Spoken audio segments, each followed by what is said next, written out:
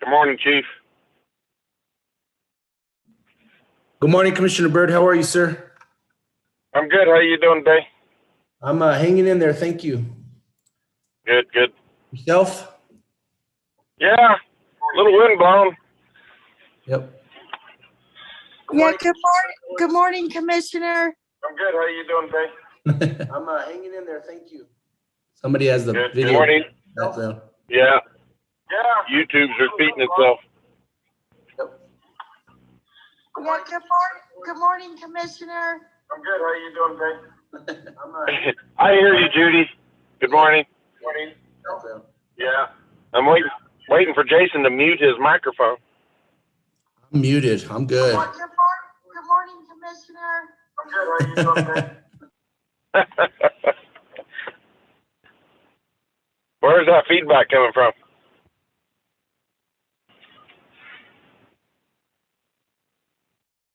We get it?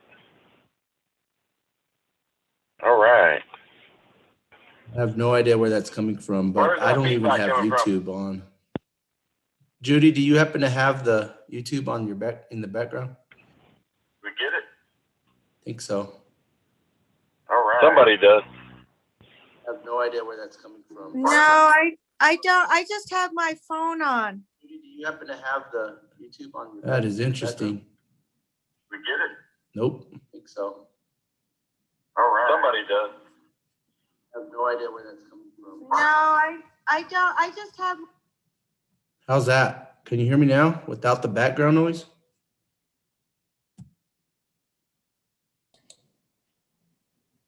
I think we figured it out. You sound pretty clear, Jason. Okay. Yes, it was coming from somebody's computer, but I think I figured it all out. So. Yeah, I don't hear it now anyway. Okay, good.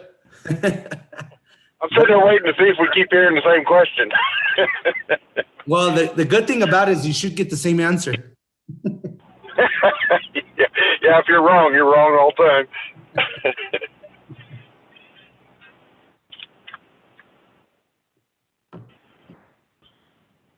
Looks like all staff here. Good morning, guys. Good morning. Good morning, Renee. How are you? I'm good. You're still looking awfully pale. It's warming up. You should get out and get some sun. I know I should. It's good to hear you anyway. You too, Commissioner. Oh, now you don't have to kiss up.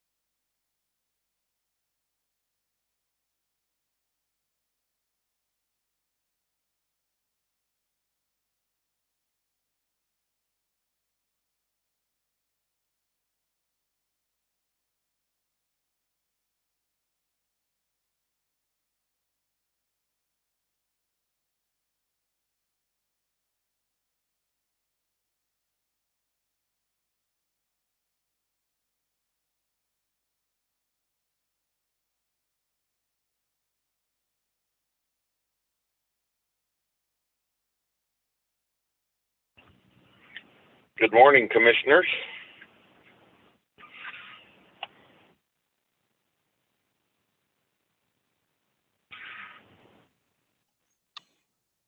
Good morning, everyone. Good morning. Good morning, Commissioner. Good morning, Jason. And by the way, I just wanted to say again, my condolences to you and your family for your loss, and we hope you're all doing fine. Yes, thank you. Very much appreciated. I think we've all experienced something similar, right? So Yeah. unfortunate that it happened the way it does and when, and the environment that we have to deal with our losses kind of sucks. But thank you. You bet.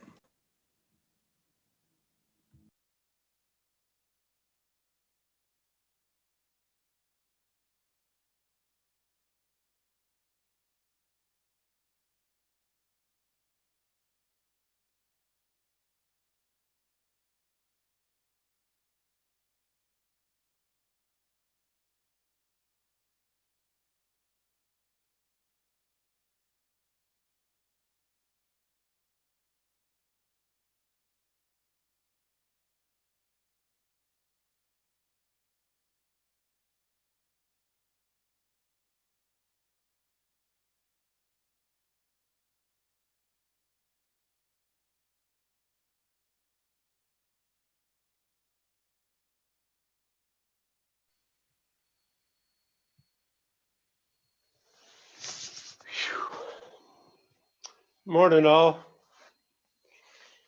Morning, Chairman. Good morning, Mr. Morning. Chair. Good morning. Mr. Chair, you got quite a skinny wardrobe behind you. I suggest you go shopping. Suggest that I close it. That's my office wardrobe. Okay. I didn't have any shirts ironed this morning, so if I look a little sloppy. Well, now you blend into the Of course, I areas, look so that'll be sloppy all the perfect. time. See, there's a reason why I have a virtual background, so you all won't scrutinize my messy office. Rough crowd. Mr. Chairman, I think we have 4 of the 5 commissioners. We're just waiting for Commissioner Hall. Commissioner Okay. Vicente Aguilar, can you hear me okay? There we go. Commissioner Vicente Aguilar? Hi, good morning, Mr. Chairman. I'm here. Thank you. Okay, great. And Jeff, you're here? I am. Good morning. Good morning. Well, it's 9:30. Let's get started. So let's do a pledge. Judy, you on? I feel like making Judy do the pledge. Yes, Commissioner, I have to unmute myself. Can you hear me? Yes. Okay. Hopefully I'll remember it. It's been a while. I pledge allegiance to the flag of the United States of America and to the republic for which it stands, one nation, under God, indivisible, with liberty and justice for all. I salute the flag of the state of New Mexico, the Zia symbol of perfect friendship among united cultures. Well done. A round of applause. Consideration and approval of the agenda. Mr. Chairman, Yes. I'd like to pull the first item on the consent agenda. That's 5A1. I had just a clarifying question on that. Okay. That's in the matter of the application of Helios EMS LLC for a certificate to provide ambulance service. Right. And actually, I'd like to pull the second item again for just a quick comment. Nothing deep on the consent item, from the consent items. If there's no objection, then I would move the agenda with both of those items moved to be in order and on to the regular agenda. And Second, that we would just consider them in order that they currently are. I'll second that. If there's no further debate, let's take the roll. Commissioner Fishman, Aye. Commissioner Hall, You're on mute. Aye. Commissioner Byrd, Aye. Commissioner Maestas, Aye. Commissioner Vicente Aguilar. Aye. Commissioners, the agenda is approved as modified by a vote of 5-0. Okay, introduction of special guests. Got anybody? Good morning, Mr. Chairman, Commissioners. I'll defer to the commissioners first if they have anybody. If not, I'd like to give the floor over to Mr. Jim Williamson to introduce a couple of new employees. Okay, Jim, go ahead. Good morning, Mr. Chair and Commissioners. ASD has 2 introductions. They are currently on their webcams during this Zoom meeting so that everyone can put a face to a name. Our first introduction is Diane Dilgren, who has been with the PRC since mid-2020 and has done great work in the accounts payable role. Diane has extensive experience in financial accounting and has recently been promoted to the general analyst position at ASD. And our second introduction is Stephanie Chu, who comes to the PRC with advanced procurement experience from the federal government and is ASD's new purchasing agent advanced. And she is hit the ground running. We're excited to have both Diane and Stephanie as part of our team and want to extend them a warm welcome. Thank you, Mr. Chair. Thank you very much, Jim. Well, welcome, Mr. Chair, Thank you. if I may say. Oh, there, okay, I can see her face. This is nice. Thank you. Okay, let's go on to public comment. Mr. Chairman, we don't have anybody signed up for public comment today. Okay, so now we're on to actually, we don't have any items on consent.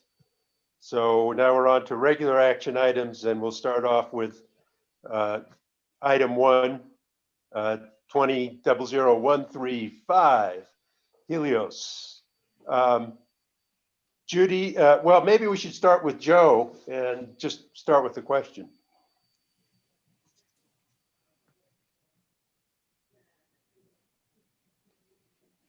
Hello?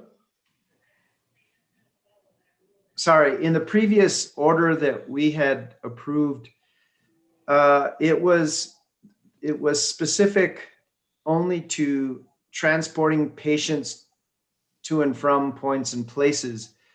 But it seems that this revised, this new language, this new CCN allows for the transportation of sick and injured persons. And I recall you, Mr. Chair, asking for a clarification. Is this the transportation of non-emergency patients? So I'm just wondering, why is the sick and injured persons language in the proposed draft order or the proposed revision? Mr. Chair, members of the commission, Commissioner Maestas, after the final order was issued, we had questions from Helios as to the extent of their operating authority. And upon discussion with the transportation division staff, Casey Dunn, and with the transportation division director, Jason Montoya, we wanted to make the language of the certificate consistent with the way we are issuing certificates now. And we wanted to clarify that the authority granted is basically unlimited authority amongst the 4 counties, Santa Fe, Los Alamos, Rio, Rima, and Taos. In other words, you can go to and from everywhere in those 4 counties. But then to make it clear that you can go from those counties to points and places in the state of New Mexico, but you cannot go in the opposite direction. You cannot go from places in the state of New Mexico to the 4 counties. So we wanted to make it clear that you could go from Santa Fe to Albuquerque, but that was it. There, you can't go from Albuquerque to Santa Fe, or you could go from Los Alamos to, or you could go, you could go from Santa Fe to Las Cruces, but you couldn't then pick up in Las Cruces and go back to Santa Fe. I hope that makes it clear, and I hope that the language in the certificate of authority in this order makes that clear. And if that is not what the commission wants to grant, then we should discuss it further. Joe, I'm not sure that answered your question. You might want to try it again. Yeah, I know. I think it really pertains. I get the reason for the change. I think it's a change on the answering point. There's a specific address now for Helios. I think it clarifies the nature, the origin and destination of the transportation of patients. But there seems to be a key change in that this new proposed CCN allows for the transportation of sick and injured persons. And the order specifically, I think the first paragraph of the proposed order discusses non-emergency services in describing the application. So I'm still a little confused. That seems to be a material change in this revised order. I understand now, Commissioner Maestas, what your question, and the transporting sick and injured persons, again, is the language that all of the certificates use. That can refer to non-emergency patients who are still sick, or non-emergency patients who are still injured. You're asking whether or not this is just emergency, is an emergency authorization, and it's not a 911 authorization, because this is scheduled service. It's not emergent service. Okay, And I'm sorry, the sick and injured language is new. That wasn't in the previous order. Right, it is new, but it's what we have been issuing to other ambulance providers over the past year. We've been trying to get the language consistent as much as possible, and that is something that the Transportation Division has placed in all of the other ambulance providers' certificates of authority. Mr. Chairman and Judy, if I may. Yes, please, Jason. So if I could clarify a point, one of the things that staff have been struggling with, and we've identified it as an issue that needs attention in the near future, is language in the certificates seems to be missing from either our rules or statutes by definition. Okay, so you're going to find sick/injured language in both emergency and non-emergency certificates. Okay, so this certificate is for non-emergency transport, interfacility transport. But like I said earlier, the sick injured language is in my experience recently is in both emergency and non-emergency. So Jason, just to follow up, Mr. Chair, if I would, so in the future, can we maybe put that in the subject of the case? I mean, I think that's a primary differentiation, right? Yes. Non-emergency and emergency. I think that would help me going forward, but now I understand. I think it's all scheduled. I guess if it's non-emergency and scheduled, it's not 911 response type service. Yes, Mr. Chairman, Commissioner Messis, that's exactly correct. And the individual could be sick and or injured. It's scheduled interfacility transport. And just the important thing going forward too is if we explain the changed language in the memo, I don't think adding the sick and injured was addressed in the memo, and that's why I kind of discovered that in comparing the two orders. So if we could make that maybe a prominent, issue to address in the memo, that would help too. Yes, Commissioner, I think the operative word here, though, is under scheduled service. And the fact that it's scheduled service means it's not 911 service. Got it. So with that, I would move the order if there's a second. Second. Mr. Chair. Commissioner Byrd. I actually have a comment and a question, if I may. Sure. Go ahead. I was gonna leave it alone, but since Commissioner Maestas was kind enough to drag it out for us, I want to go ahead and get some more clarification. So just first, my comment, and I've said this repeatedly, so I'll repeat again. It seems ridiculous to have an ambulance deadheading, thereby making two ambulances deadheading on a trip if there is the availability to use them. So if somebody goes from Santa Fe to Las Cruces or Albuquerque to Las Cruces and there is a patient that needs that trip back, it makes more financial sense to use the same ambulance than it does to have two ambulances deadheading that distance. So that's my comment. I know there's laws and crap, but sometimes the intent wasn't to cost patients more. So my question, and I had kind of addressed this with Miss Amir via email before today's meeting, but the other thing that this order is doing is adding another staging point in Santa Fe. And I'm okay with that. I'm just curious.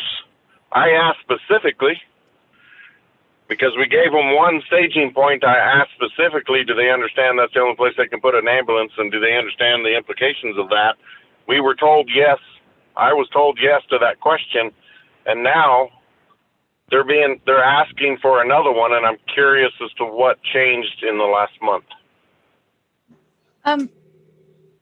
Commissioner Byrd, it's my understanding, and Jason can correct me, but that they just have one stationing point at 11 Calle Medico Suite 3 in Santa Fe. There's no intention to add another stationing point. Is that correct? Well, we had initially given them one at the Albuquerque Sunport.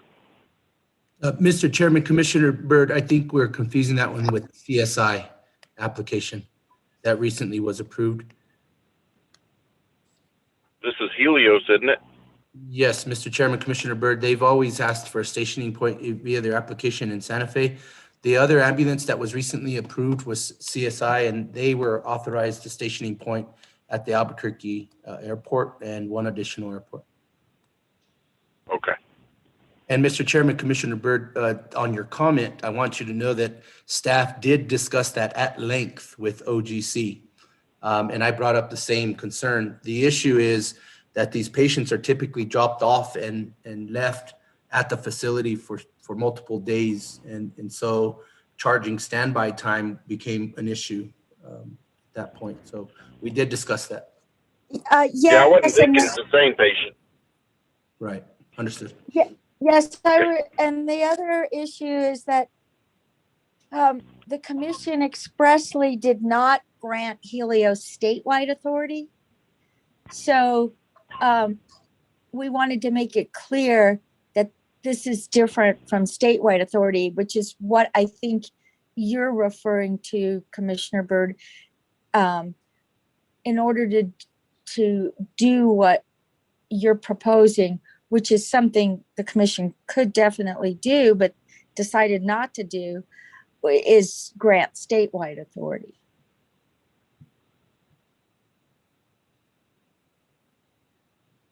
I see that as semantics, but Go ahead. anyway, I see that as semantics, but regardless, I'm ready to move forward. Let's get it done.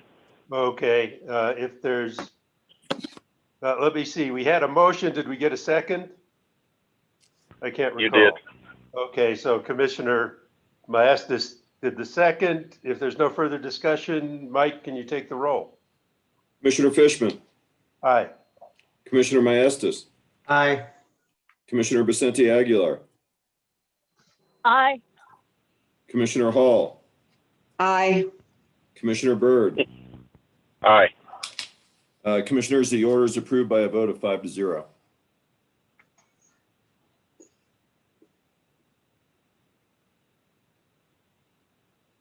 So we're on item 2, 20-00210 UT, the matter of the formal complaint against New Energy Economy against Public Service Company of New Mexico. I think Michael put it on consent because he didn't want to get us into a morass here, and I don't either. I just wanted to make a couple of quick comments. Is that as I've just looked over this case and some of the laws surrounding it and circumstances, there's a ton of legal conundrums and frankly practical conundrums as we approach this case. And it's one where people can really get wound up and frankly get angry. And I just want to urge all parties not to do that. And I want to urge all parties to stay open to potential stipulation, because that may give us the best path towards taking care of everyone properly here. And this one's a naughty one. And I just want us all to be sure we keep the public interest in mind as we move forward. So that was really my only comment on it. Any other commissioner comments? Mr. Chair, Commissioner Hall. I just wanted to say I was on the commission when this decision was made, and I did not vote for it. And I believe it's really clear what the hearing examiners determined. And I think it's definitely the responsibility of this commission to address those issues as fully as we can in the right context. And I think there are really strong merits to both sides in the complaint case, 2210. It's very compelling. I have some concerns about carrying it out within the context of the abandonment case, but I also understand and the kind of inescapable conclusions that you reach when going through Mike's analysis. I think we just need to press forward with it, and some of the parties agree that it can be handled in the abandonment case. So I'm willing to do that, but I definitely think we need to address the hearing examiner's conclusions, and I believe we have the authority to do it. So I just wanted to make that comment. This is not something that we should turn away from in any way. And it may have bearing on the resolution in the abandonment case. My mind is wide open as to what to do with that. Yeah. application. So, By the way, I should have added, a lot of times I'd rather a case get fully litigated and adjudicated than there be a stipulation. So just personal preference, but this is one case that might be an exception, at least in my mind. So I just wanted to get that out there. yeah. Mr. Chairman, Yes, Commissioner Vicente Aguilar. we have to understand where our general counsel is coming from when he sends out his analysis regarding the complaint of New Mexico energy economy against PNM. We have to be careful. We cannot prejudge what the conclusion or what the outcome is going to be. As this case is being going to be assigned to a hearing examiner, I don't think we need to weigh in front of the case. That is wrong. And I think we should allow all parties to weigh in accurately through the appropriate process. And it's not right. It's not right for elected commissioners to say this is the outcome that we are seeking. I think that's an overreach. That's just my comment, Mr. Chairman. Thank you. Mr. Chair. And Commissioner Vicente Aguilar, I don't think either Cynthia or I did that. I think we were just laying out that this is a complicated one, and certainly we trust Anthony to elicit all the facts and elicit all of the legal issues. But I do think it's fair for us to say up front, there's a lot of conundrums in this one. It's not an easy one. And we just want everyone to stay open-minded to be sure we get the best result for the public interest. So, Mr. Chair, yes. just to be clear, I think I said exactly the opposite of a predetermination. Yeah, that's how I heard it too. So just to let you know, Commissioner Vicente Aguilar, I don't think that was our intent, and I don't think that's what we did. So your comments are well taken. With that, do we have a motion or more discussion? I'll move. I move the order, Mr. Chair. Okay. Second. And Commissioner Vicente Aguilar seconds. And any other discussion? If not, Mike, take the roll. Commissioner Fishman, Aye. Commissioner Byrd, Aye. Commissioner Vicente Aguilar, Aye. Commissioner Hall, Aye. Commissioner Maestas. Aye. Commissioners, the order is approved by a vote of 5-0. On to item 3, utility matters. 19000315 UT, SPS's application for approval, and I won't try to read all this, I'll just leave it at that. And Judy, you want to take this?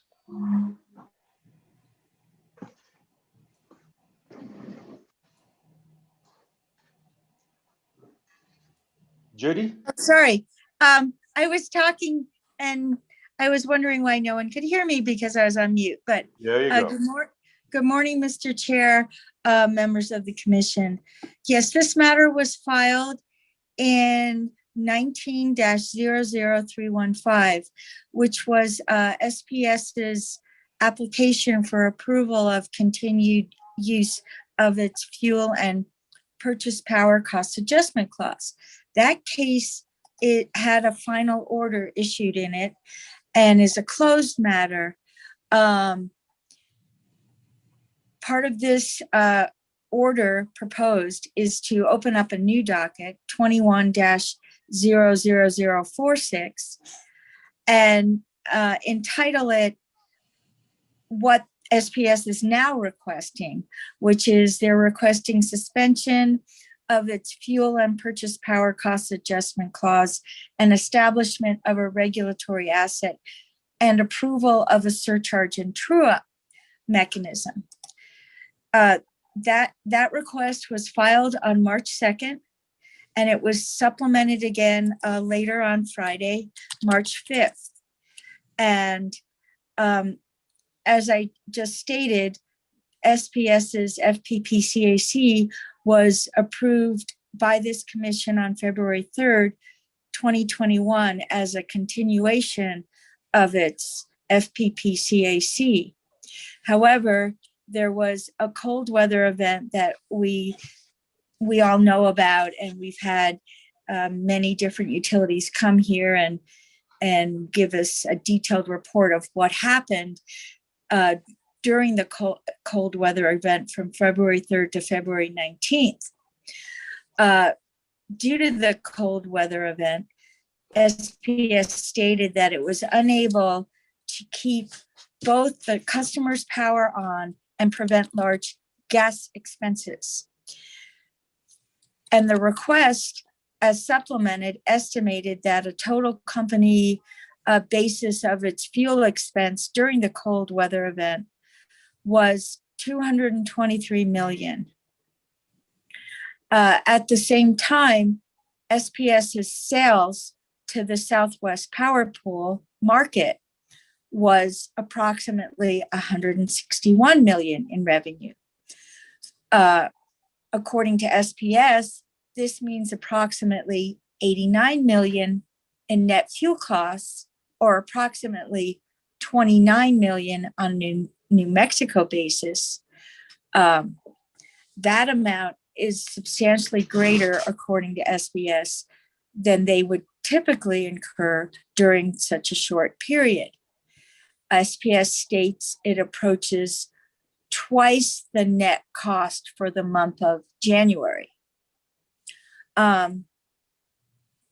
The request maintains that if SPS does not take any steps at this point, the net cost will begin to be charged to the customers beginning April 1st, 2021. According to SPS, the net cost would be largely billed in April, one single month through SPS's FPPCAC. And for a typical residential customer, that projected 1 month bill impact from the cold weather event would be around $40.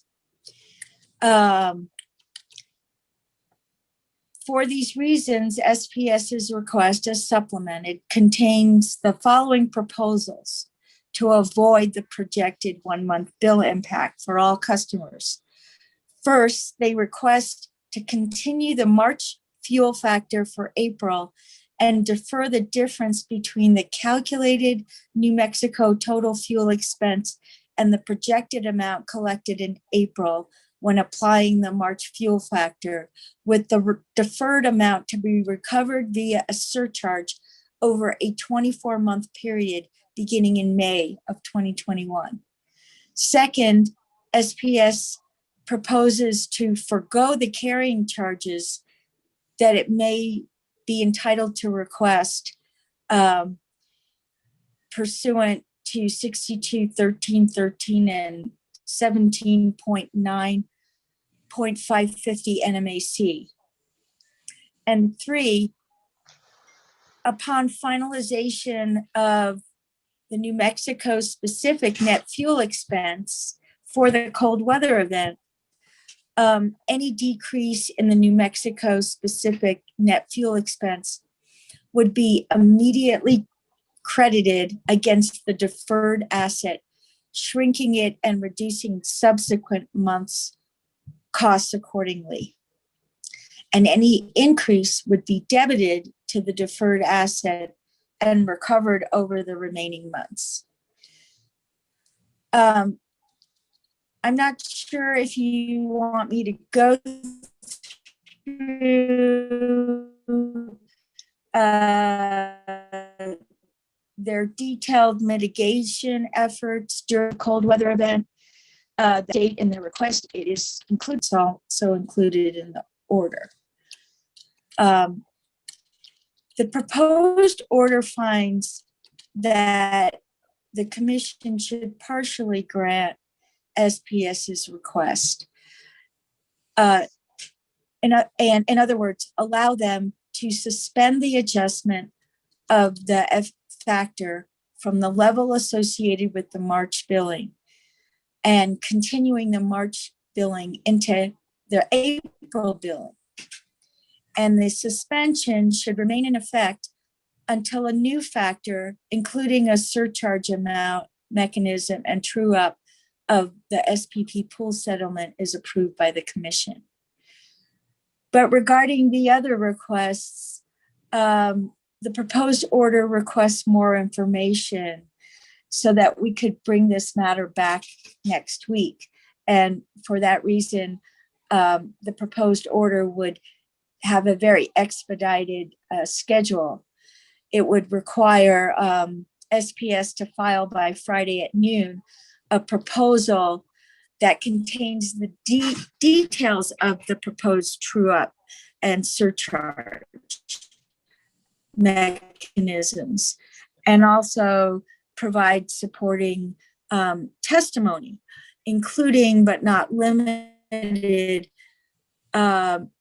answering the question whether the proposal is a variance or a modification to the current FPP CAC, or are they proposing a separate rate from the FPP CAC? If SPS intends to implement the proposed surcharge and true up of the SPP pool settlement mechanism as a variance or other modification to the FPP CAC, then SPS should, pursuant to 17.9.550.9 NMAC, serve copies of the proposal to the Attorney General and the parties in SPS's most recent rate case.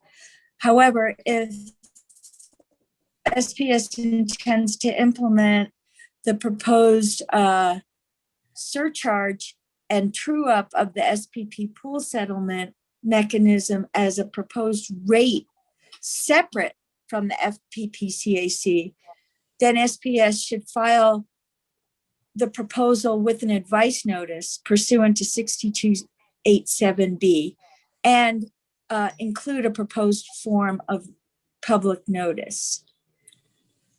And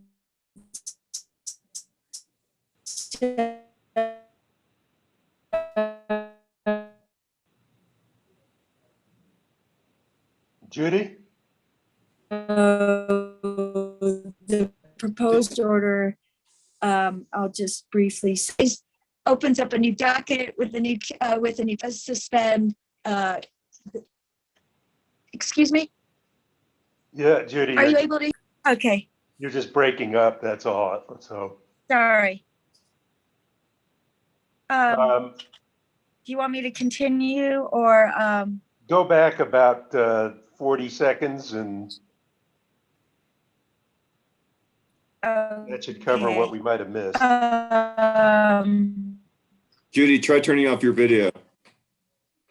It's off.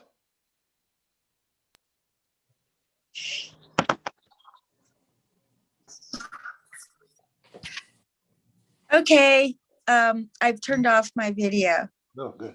Okay. Go ahead, Judy. Is this better? Yes. Okay. So to summarize, the proposed order opens the new docket 21-00046 with a new caption because 19-00, it does suspend the adjustment of the factor continuing from the March billing into the April billing. And that suspension remains in effect until the commission approves a surcharge amount or mechanism or true up as requested.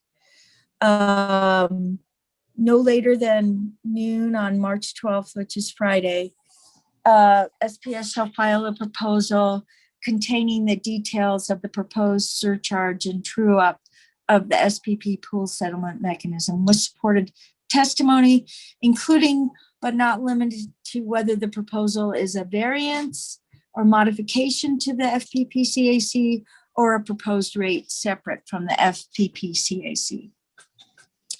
And, I stand for questions, but I would just like to inform the commission that this is not the only case that we're going to be getting from utilities regarding the cold weather event. And we've had other cases filed. We've had a case filed by a co-op, and we have been, as you heard in the presentations, gas company and ZIA will also be filing requests. So that being said, this is SPS's request, but I just wanted to let the commission know that it probably should be viewed in a greater context. Thank you, Judy. Any questions or comments from commissioners? Mr. Chair. Commissioner Hull. Well, I think Judy kind of explained this very well, explained sort of a pretty kind of complex options pretty clearly. And I think it's set out very neatly what we want in the order, and I would move the order. I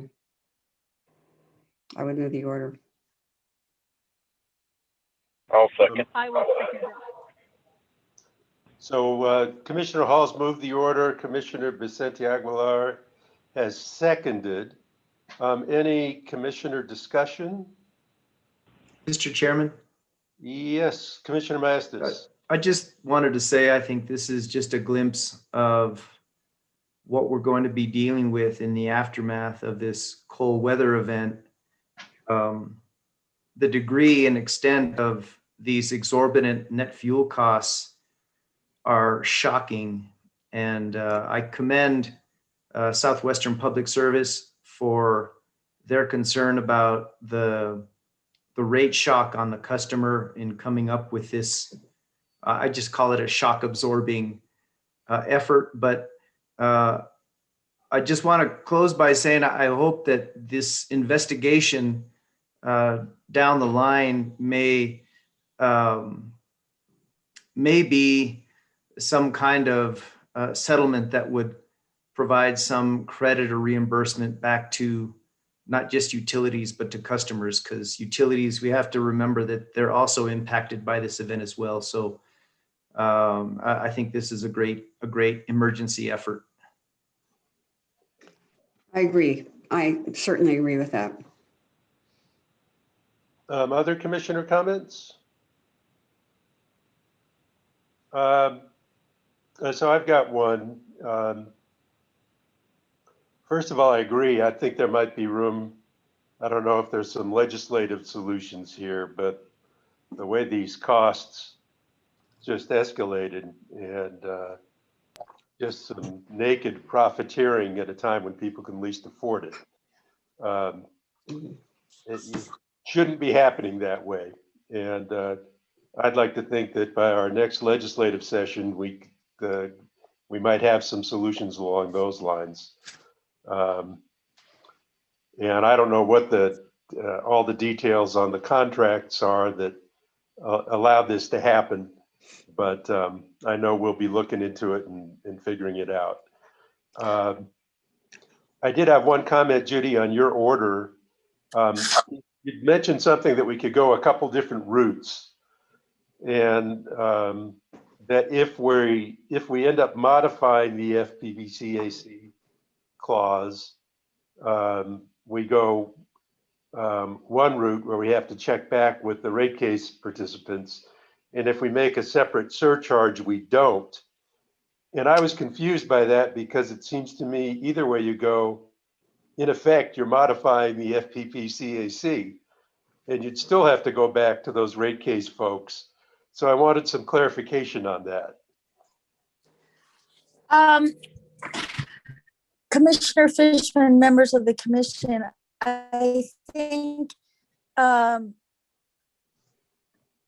when you, and I can clarify it in the order, but SPS is filing an advice notice. SPS has to have a form of public notice of hearing, and the same people would be served notice. If SPS is merely, We're I shouldn't losing even you say again, merely. Judy. Oh, I'm sorry. Well, if SPS is proposing to do a variance to their FPP CAC, then there's just another rule that governs the type of notice. It's 17.9.550.9 NMAC, which says serve copies of the proposal to the AG and the parties to their most recent rate case. If SPS intends to do a proposed rate separate from the fuel clause, which is what a surcharge sounds like, then they have to file an advice notice, and according to advice notice rules and the statutes regarding rate changes, they would have to provide public notice of hearing, and it would go to the same people. It would also go to the AG and the parties in the most recent rate case.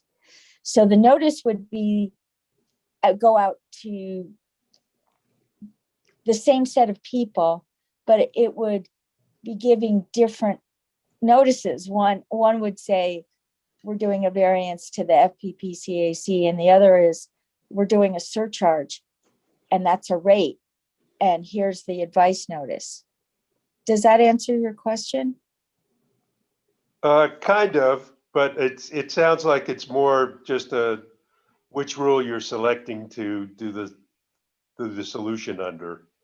And well, that's the reason for this follow-up questions from SPS's request. It isn't clear which mechanism they're going under, because the FPPCAC has a balancing account mechanism in there. So there's not, it doesn't, if you're going under that provision and you're requesting a variance, you don't need to do a surcharge or a regulatory asset because there's a balancing account. Mm-hmm. But then in the other part of the request, SPS is discussing a proposed surcharge and a regulatory asset.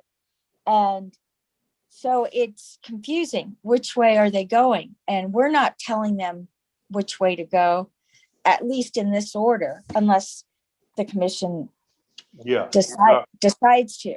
But we're just asking for clarification. Which way are you wanting to handle this?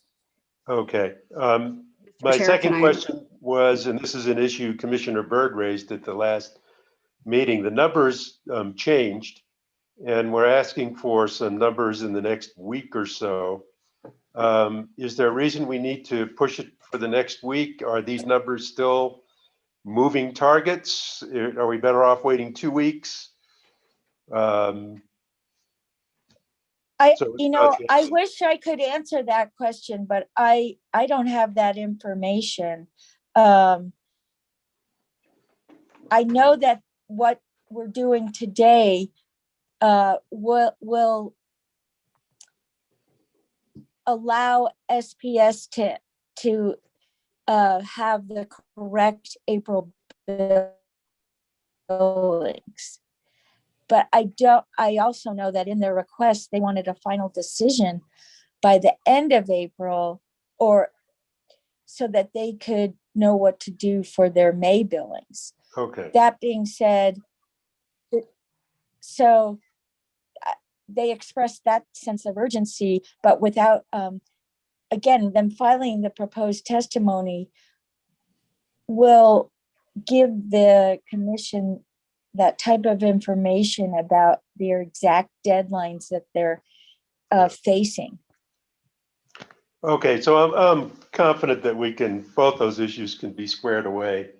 That we don't have to, under the structure that you're doing, that we can handle these issues going forward. And, so I'm comfortable with this order for now. And I just real quickly, thank you, SPS, for doing this. We appreciate it. And perhaps a couple other of our IOUs might consider the same thing. So we had a motion and a second. And any other discussion? Then let's take the roll. Commissioner Hall, Aye. Commissioner Maestas, Aye. Commissioner Byrd, Aye. Commissioner Vicente Aguilar, Aye. Commissioner Fishman. Aye. Commissioner, the proposed orders are adopted by a vote of 5-0. Next item. Chairman? In the matter of the commission inquiry into the impacts of the extreme weather event, case 21-00045. Commissioner Vicente Aguilar and Russell. Mr. Chairman, I don't know if Commissioner Vicente Aguilar wants to begin. I was just going to give a brief introduction, and then Commissioner Vicente Aguilar may want to speak then. Okay, I'll go ahead. Very brief.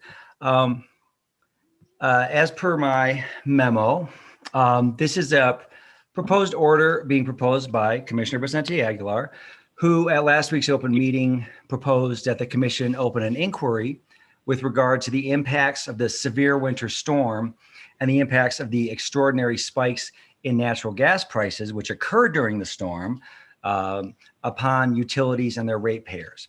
The proposed order would open an inquiry into these issues, beginning with a set of detailed questions addressed to the IOUs, the investor-owned electric utilities, the gas utilities, and the electric co-ops.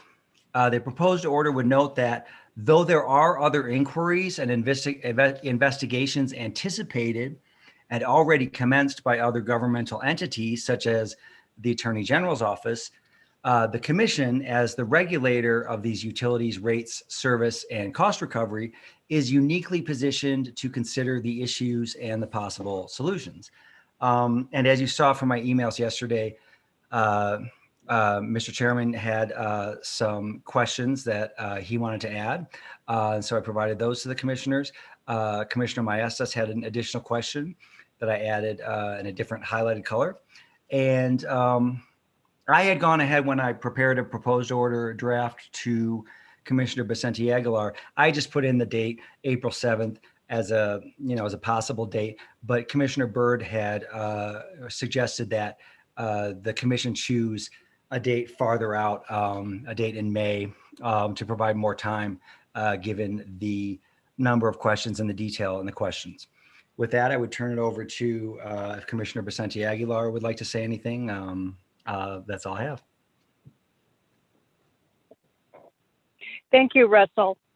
I think it's important that we set up the parameters for all the utility companies, the IOUs, the co-ops, to set the stage and, inform them that this is the way that we would like to handle their applications regarding the severe winter storm applications. And I just feel that it's very important that we need to have in hand a compile important information that will be needed for the public, for the ratepayers, for other state agencies, everyone that has an interest. Because as you all know, there's even legislative bills being introduced across the street at the state capitol regarding COVID relief economic relief. So we need to do our part when it comes to our customers paying for utilities. We need to set the stage, and we have the efficient staff that's going to guide us. What is the appropriate path? What is according to the laws, what's our responsibility and what's our duty? But the bottom line is I'm seeing people are in line everywhere in Albuquerque, in McKinley County, in Farmington. People are still in line getting a bag of groceries from food pantries. That's what I'm talking about. If they're in line to get distribution of food from certain support groups, then we need to stand in line as well to protect the ratepayers. And in Texas, I'm just going to use an example. Their monthly bill for March is already $5,000 for one customer. And our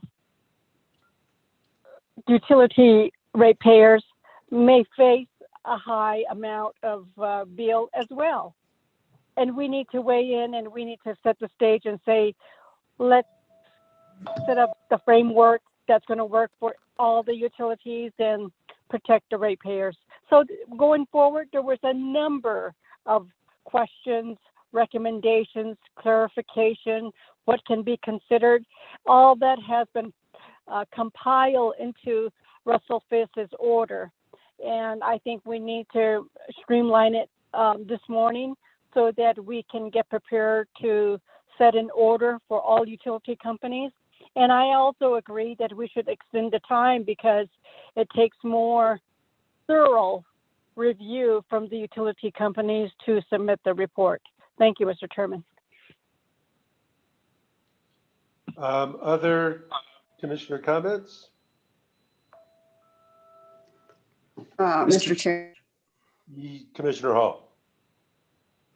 I just think this is a very good thing to do. I just wanted to comment. It's essential that we do it. This is a perfect opportunity to set the stage for utilities getting prepared for events like this in the future. And the one thing we would not want to do is not act at this time because that could come back to bite us like it did the PUC in Texas, where they didn't demand the most stringent requirements for weatherization that they initially sought. So I think we have to bear that in mind when we, receive the answers to these questions and make decisions about what we might want to instruct the utilities to do going forward. I think we have to be very vigilant about this because it can happen again. And we, of all agencies, don't want to look like we haven't taken this matter seriously because, regulation of utilities is our job. So I can't commend Commissioner Vicente Aguilar enough for saying we need to make this a formal process. That's absolutely right. And I look forward to the good things that we can do that'll come out of this. Okay. Mr. Chair. Commissioner Mastis. Yeah, I agree with Commissioner Hall. I want to commend Commissioner Vicente Aguilar for really raising this issue to where we're at right now. I think we saw from Zia's situation that they're being hit with incredibly high net fuel cost tabs that have to be paid, and there's no accommodation provided by these open market suppliers, and so they'll, we'll be looking at them. Hopefully, we being the state of New Mexico, the legislature, the Attorney General. But I think the nature of these questions are really good. I'd like to see some consolidation of the questions, but the only other issue that I had was that, in the Zia case, we issued an emergency order to facilitate financing for them to pay their debt on the net fuel costs from the cold weather event, but they named their suppliers, their open market suppliers. And I see no questions where we're actually asking the utilities to divulge the open market suppliers, although we don't have regulatory jurisdiction over these suppliers. You know, could we potentially use that information for, in the future? Maybe there is a correlation with certain price gougers, but the nature of an open market in an emergency like that is that you probably have very uniform pricing from various suppliers, right, on the open market. But I would it be beneficial for us to know who these open market suppliers are? I'm even curious about pricing agreements, if there are such agreements, or if it's just subject to the open market with a price that fluctuates by the hour, if not on a more frequent basis in an emergency like that. So I feel like the scope is fine, but can we expand the scope a little bit more just for our own edification going forward in terms of who these players are? So that's my other question. And then lastly, I do want to make sure that we are, and it's something that we intended to do at the outset of this effort, and that's to ensure that we don't interfere, with the interfere or duplicate what the Attorney General's office is doing. And so I think it'd be good to have an appropriate representative of the Attorney General come and at least briefly present the summarized information that they requested from the utilities. It's part and parcel with what we're doing, just to ensure that we do what we say, not interfere with and not impede what the Attorney General is doing. Thank you, Mr. Chair. Thank you. Mr. Chair? Yes, Commissioner Byrd. I just want to say that I agree with Commissioner Maestas and agreeing with Commissioner Hall and agreeing with Commissioner Vicente Aguilar. And if nobody has done so, I will move the order. I'll second it. There we go. Mr. Chair, may I just request a clarification of the motion? Which order? Yes, that's what I was going to ask. Now, let me just see if I can phrase it and see if this is the what's intended by Commissioner Byrd. This would be the order, but as Commissioner Byrd had requested, and as Commissioner Vicente Aguilar said today, the date could be extended, the deadline from April 7th. I could say just to May 7th, because Commissioner Byrd had said in his email, make it early May. That's an extra month. So it'll be changing that to May 7th. It will be including Commissioner Fishman's additional questions. It will be including the highlighted blue question from Commissioner Maestas that was included in one of my emails yesterday. And then I think we absolutely could include a question as proposed by Commissioner Maestas today as to identifying the open market suppliers, because even though the commission may not have jurisdiction to take action against wholesalers, it still is possibly illuminating information with regard to what the entities that the commission does regulate are facing or dealing with. Russell, would we have access to the contracts they have with those suppliers or other agreements? Yes, I believe so. I mean, for the purposes of investigation inquiry, absolutely. I don't see why we wouldn't. It seems to me that's a pretty important part of what Commissioner Maestas is asking for. What are the terms that all these transactions are occurring under? And are they the correct terms? Are those things we need to look at for the future? Yes, we could add that. We could ask for identification of the suppliers and also, that they provide copies of their currently operative agreements with those suppliers. Yeah, so I would ask for that. The other thing is, when I put those questions out, I was just, those are the questions I had in my notes from the meeting, and I hadn't necessarily intended them to go into the order. I was just sending that as a note after I was slow, and it was after your initial order had been put together. I don't think a duplication is necessarily terrible. Having sat through depositions, I've had lawyers ask me the same question 40 different ways.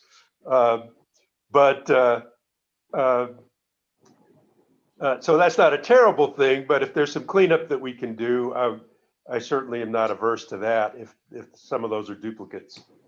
And Mr. Chair, I would Mr. say, Chairman. I think some of the questions that you asked were asked a slightly different way. And as a lawyer, I think it's great to ask a question in a slightly different way because sometimes you do get a different answer. If it is the same answer as a question above, the respondent can simply say this C answer above.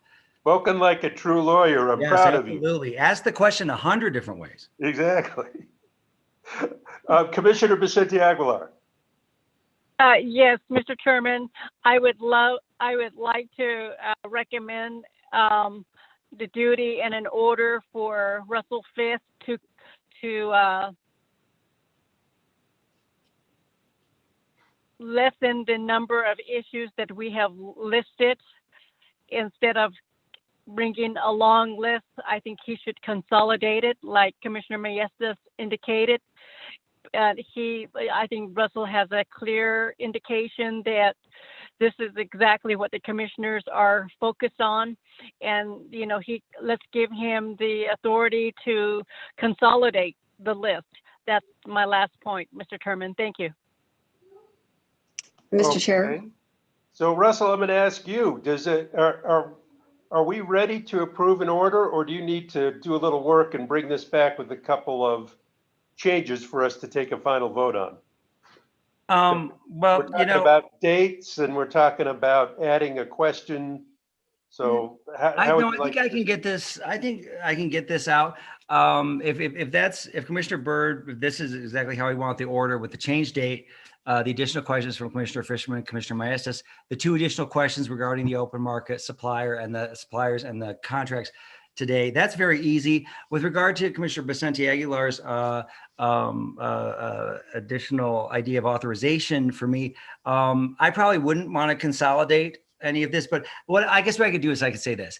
If I re-review these questions after when I see something that clearly could be consolidated, if you want to give me authorization to do that, I would do that. If I think there even as a possible slight difference in any answer to any of these questions, I would just leave them on here because it's not a lot of questions. And like I said, as a lawyer, I think you ask the question in a bunch of different ways because sometimes you find out nuance that you weren't even thinking of when you get the answers. So anyhow.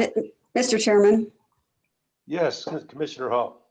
I think it would be best to bring it back next week so we can not feel rushed about what the questions are, make sure they're all really what we want to ask, the way we want to ask it, because it's going to impose a burden on utilities. And I want to make sure we're asking what we want to know and all of what we want to know, but not confuse the utilities.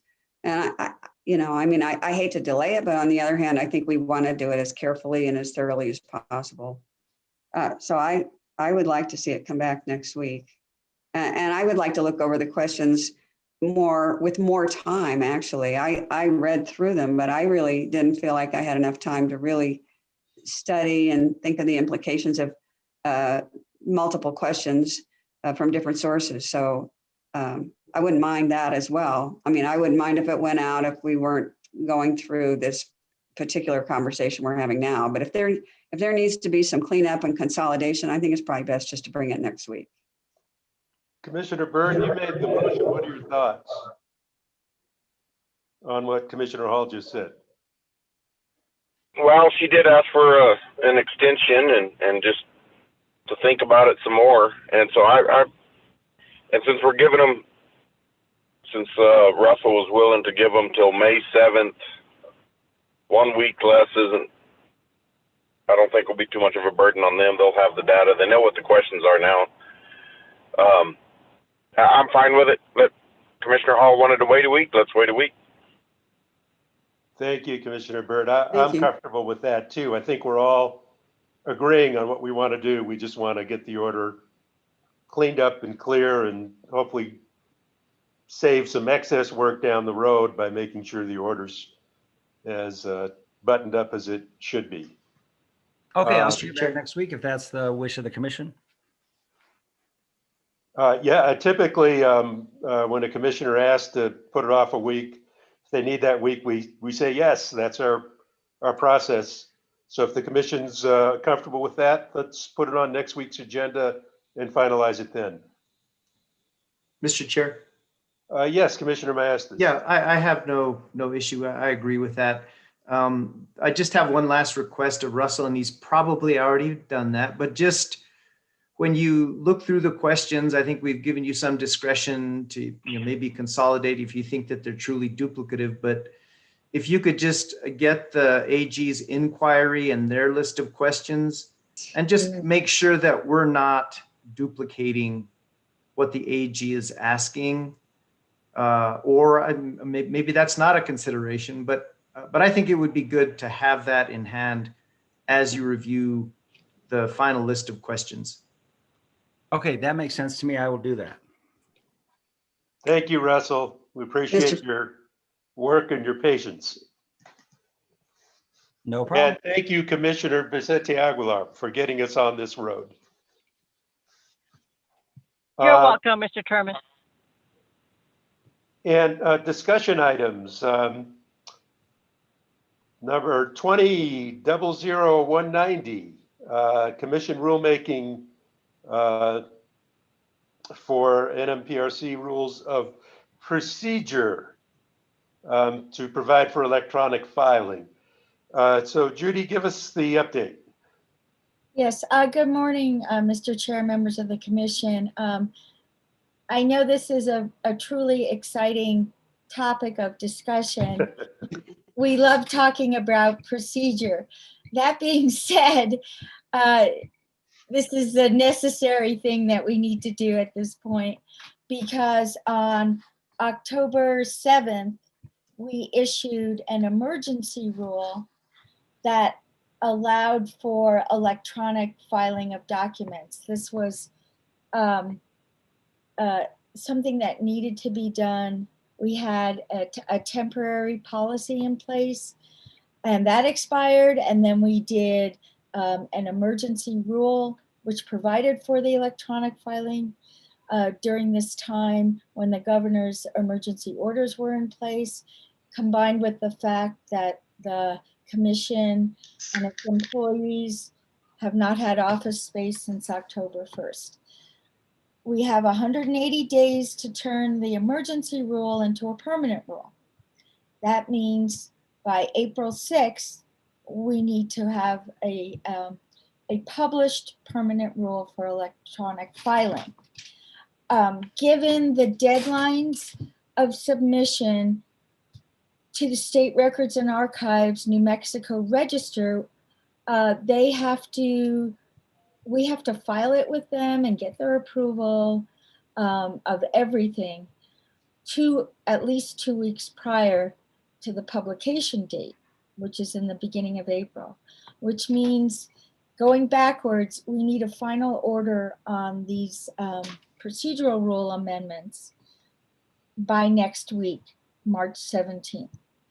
That being said, I'm bringing this today as a discussion item to give commissioners time to think about it, understand it, and to basically provide input and to facilitate the final approval by March 17th, because I know that Commissioner Maestas and other commissioners have expressed the need for advanced timing and planning of final orders.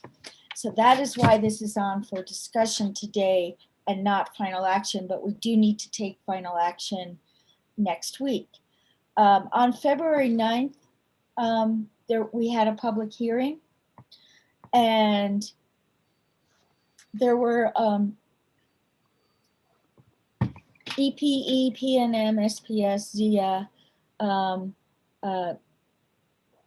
and CenturyLink, and I'm probably forgetting someone, but you attended, and I'll just summarize what their comments were, and then I'll go through changes that were subsequently made in response to their comments. In your packet, and I don't know if it can be presented on the screen, we provided a copy of the rules that are color-coded with changes. The red line is what was noticed in the NOPR, the underline and cross out, I mean. And then the highlight, which was in your email, was what we changed in response to the comments at the public hearing. That being said, it looks like someone made me co-host, but Yes, Mr. Chairman, Judy, I made you co-host. If there's something that you wanted to project on the screen, feel free to do so. Otherwise, I do not have the document you're referring to. right. Maybe could you make Isaac co-host and he has the document? Certainly. Bear with me 1 second. While you're doing that, I can just go through the comments that we received at the public It's hearing. been done. Okay, Isaac, you're co-host, and if you could share the green and yellow version that we sent to the commissioners. Anyway, El Paso Electric would, again, all the, for the commissioners who were there, Commissioner Maestas and Commissioner Vicente Aguilar, and I appreciate your attendance. They probably already know what was said, but this is basically for commissioners who were unable to attend. EPE wanted to add that the date and time of filing is Mountain Standard Time. So we have done that. They thanked us for allowing electronic filing, and they supported PNM's suggestion that the default rule is electronic filing, not and that basically everyone should be required to do electronic filing unless they state that they don't have access to electronic means.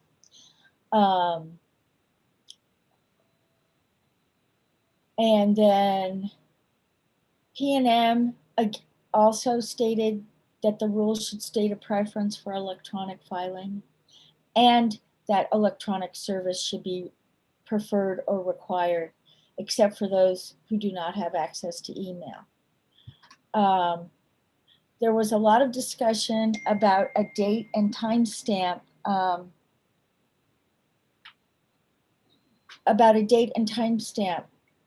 and in response to that, I'll go over in the rule, we did create a transmittal document that's supposed to be included in electronic filings and to become part of the actual filing.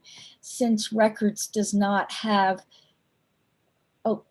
the capability to do an electronic date and timestamp, this filing transmittal email will be like part of the document and will be the first page. And it will show the date and time that it was emailed. And that will be the date and time of filing, unless, and we're going to get to this, it's after 5 o'clock. Then it rolls over to 8 a.m. the next day. So it's the next business hour, because in the rule, we're only allowing filings between what we consider to be normal business hours, which is 8 to 12 and 1 to 5. So for instance, if an electronic filing came in between 12 and 1, it would get 1 p.m.'s time. The next, and we can talk more about date stamps and if you'd like. The next topic of conversation or discussion was about audio recordings. PNM and EPE did not want to have audio recordings.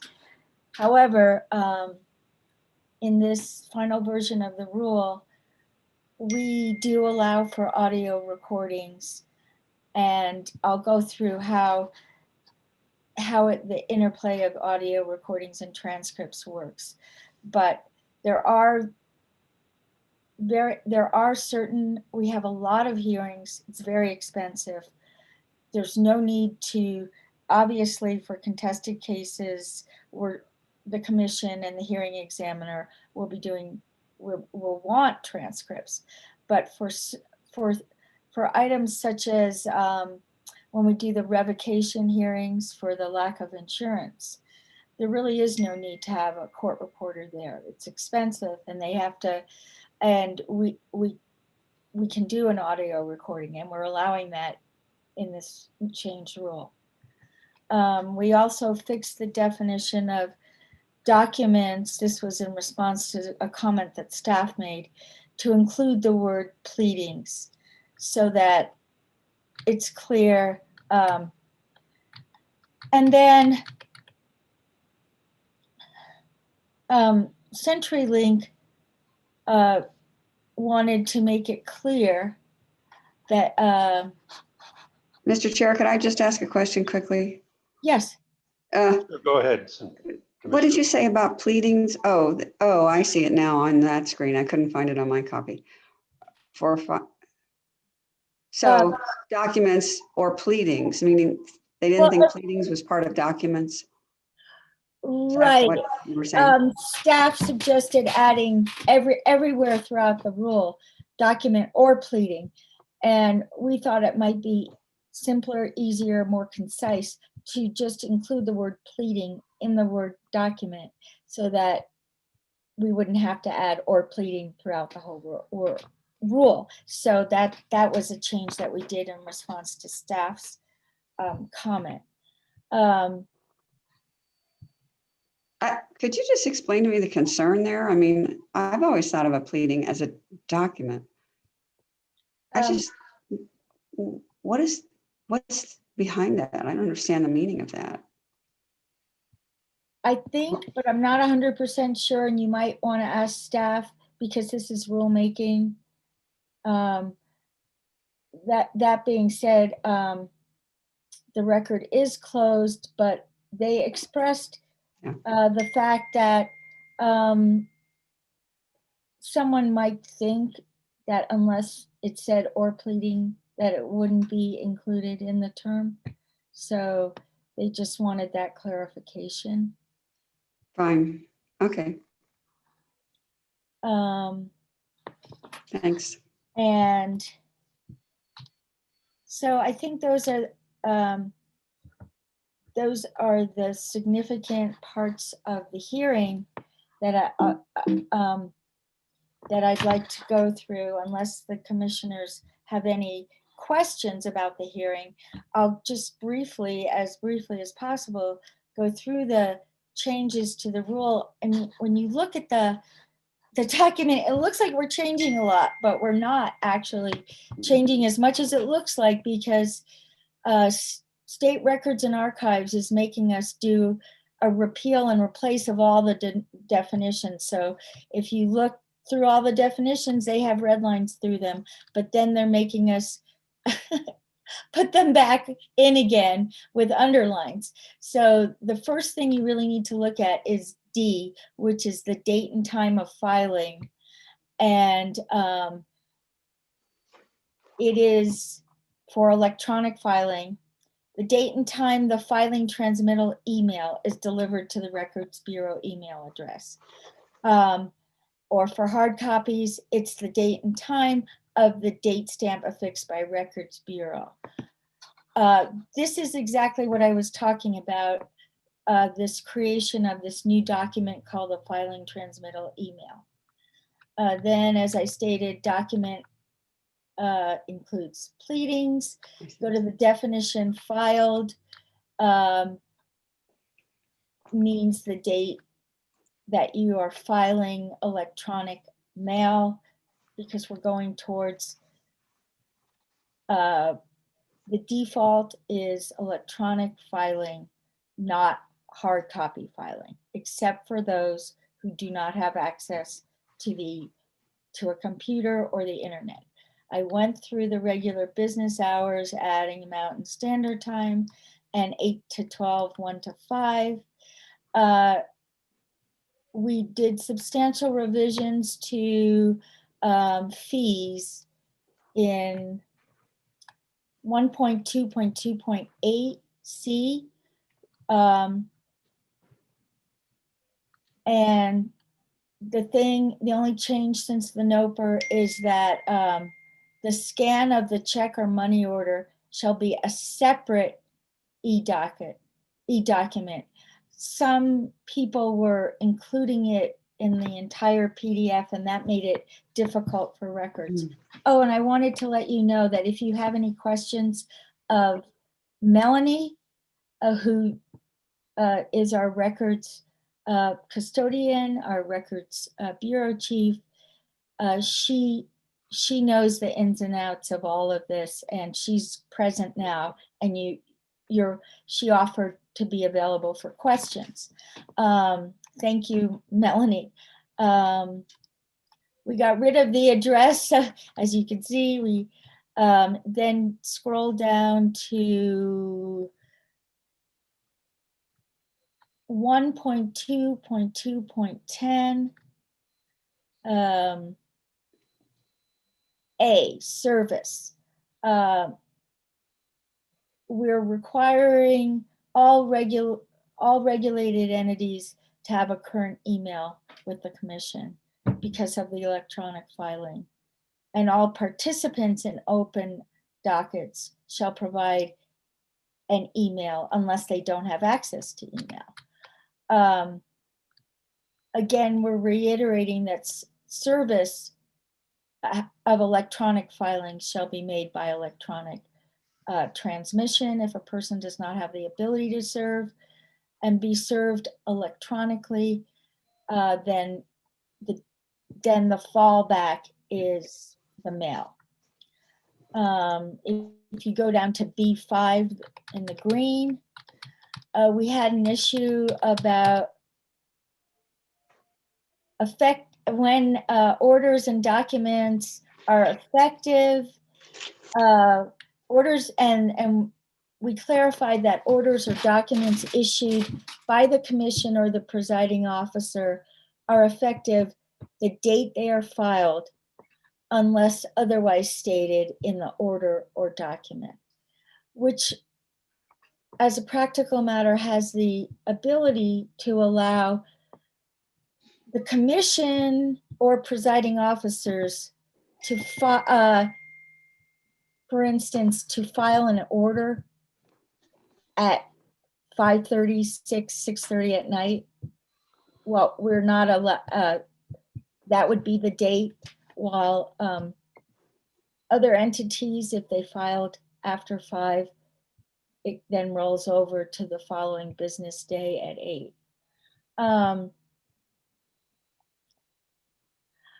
But in terms of the date and time of the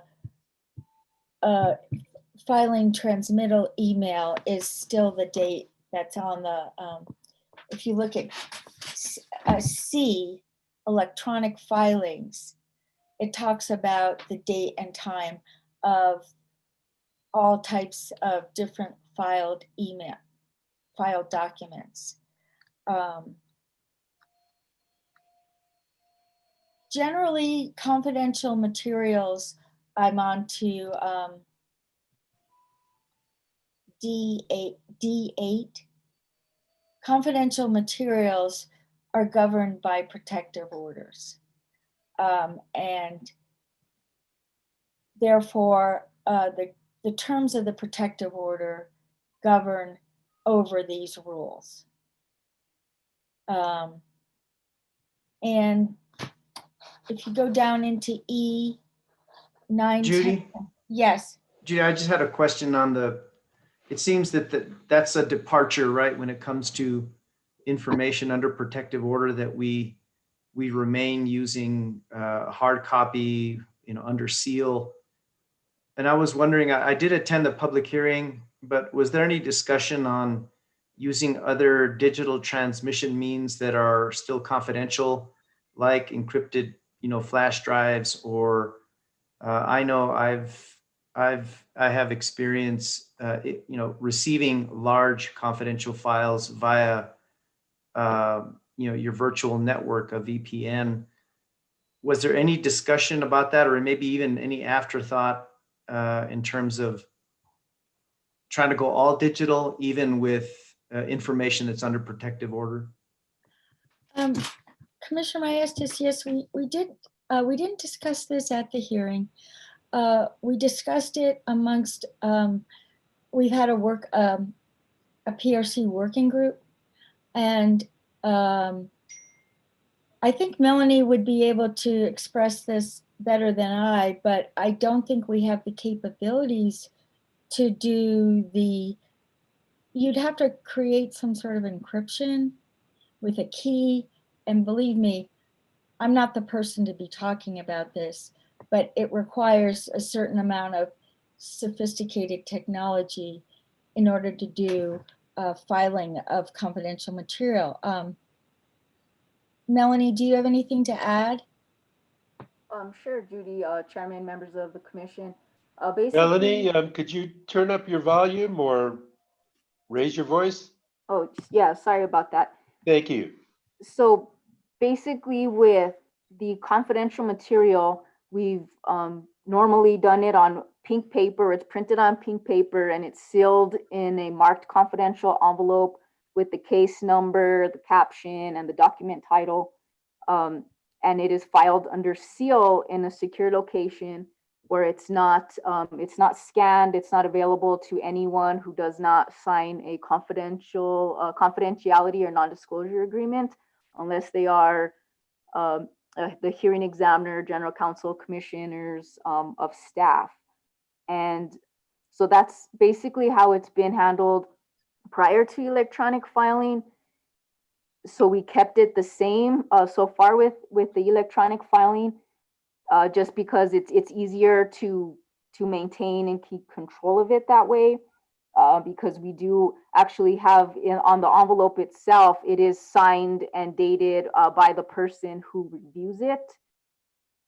With encryptions, it would be the password would have to be kept by the filing party and submitted to each individual at the time that they check out the digital media with the encrypted file, which I think would make it harder to keep track of. It wouldn't be something that records really would have unless the filing party felt it was safe to disclose that encrypted password to us to divulge to whoever is checking out that confidential material.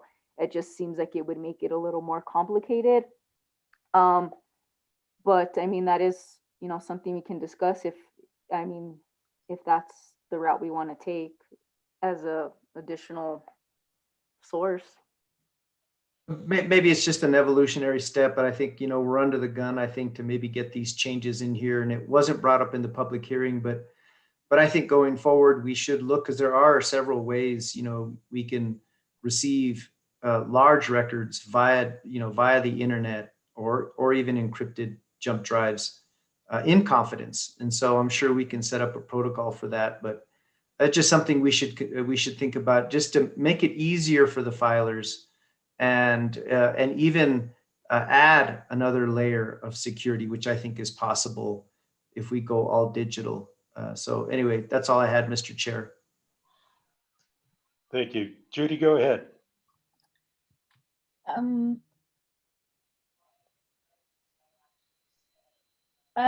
now in 1.2.2.11, and in response to comments, we added email address in A2 to make it clear that we need email addresses because everything is electronic now. Now I'm moving down to 1.2.2.34. And we'll get into the audio and the transcripts. We are allowing A full and complete record of the proceedings in any formal public hearing shall be made by either audio, by a commission employee, or taken down and transcribed by a certified court reporter. And this is at the discretion of the presiding officer. If the, or the commission, we should probably add. If the commission or presiding officer intends to have a transcript made by audio, they will state this in the notice and order of hearing, so that all parties will know right away that there's not going to be a transcript. But then we're on to 3. After receiving notice that it's going to be audio, any party can file a request to have the proceeding transcribed, and the commission will arrange for a court reporter. But the party requesting the court reporter shall be responsible for the full cost of the court reporter fee. And these requests need to be filed quickly so that we can get a court reporter.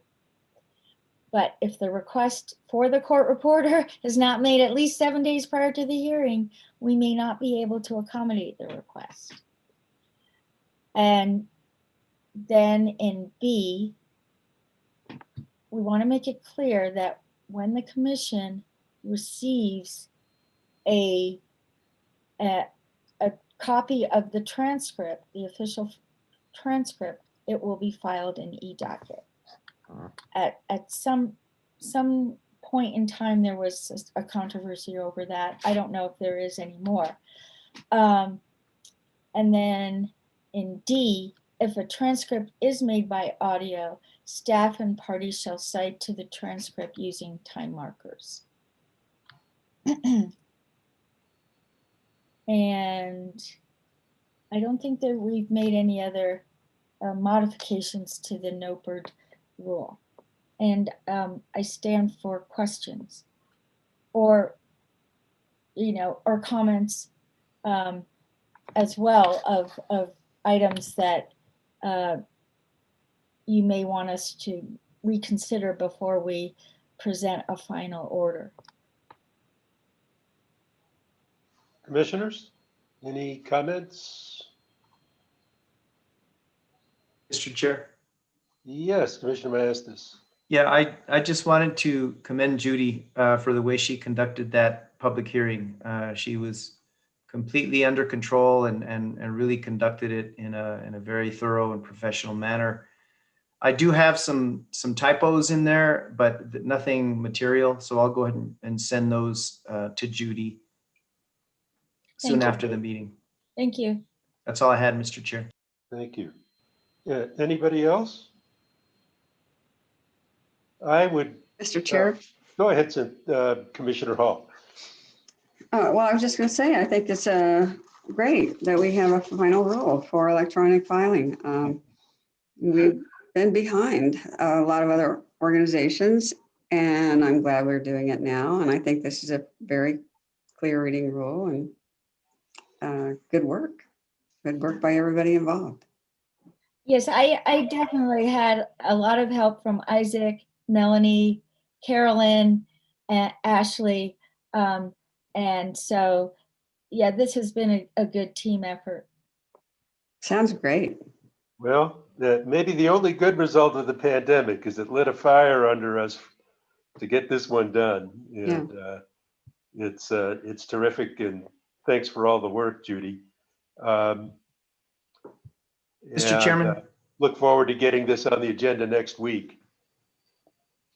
Mr. Chairman, if we could, when we act on this, if we can include in the packet who the chief clerk is specifically, and if there's some kind of a formal designation that we have in lieu of the chief clerk, for the purposes of the intake of these filings and records and pleadings.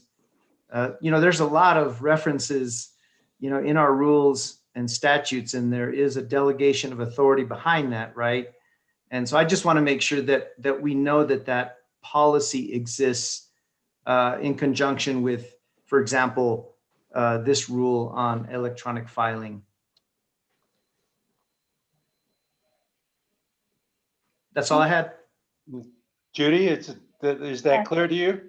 Yes, it is, and I'm checking the definition section to see if we have a definition of chief clerk already and what it says. So hold on. Scrolling down to chief clerk. It says it means the person appointed by the chief of staff pursuant to 885 to serve as the director of the Administrative Services Division. Pursuant to 887. So to me, that means that it is Jim Williamson. We should probably add or his delegated person, because right now he's delegated those duties to the Records Bureau chief, who is Melanie. So we should probably clear that up. Thank you. Thank you, Mr. Chair. That was my point. Okay. Terrific. I don't have the agenda in front of me, so if I believe our discussion's pretty much complete here. So Jason, can you put the agenda back up? Thank you. So if we're, commissioners, any other discussion on that item? All right, so let's go to communications with Chief of Staff. Thank you, Mr. Chairman. We're on record-breaking time, so I won't take too much more of the agenda. But anyway, Mr. Chairman, I wanted to just take a moment before I get into a couple of more critical items that I've been discussing with you all, and just express that there have been, quite a few PRC staff members that have been dealing with, the loss of either a family member or friends, either COVID related or non-COVID related.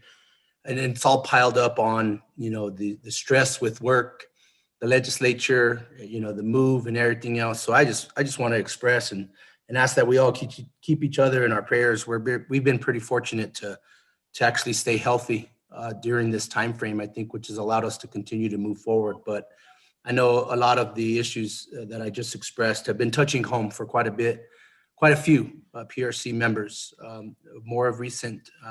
And I did ask permission before, and Commissioner Vicente Aguilar may want to share some words, but please keep Jennifer Baca and her family in your thoughts and prayers. She recently lost her father as well. So, I think now's the time that we can just take a step back and balance between life and work, and just recognize that we are a family, in my opinion, and we're here to support each other, regardless of the situation. So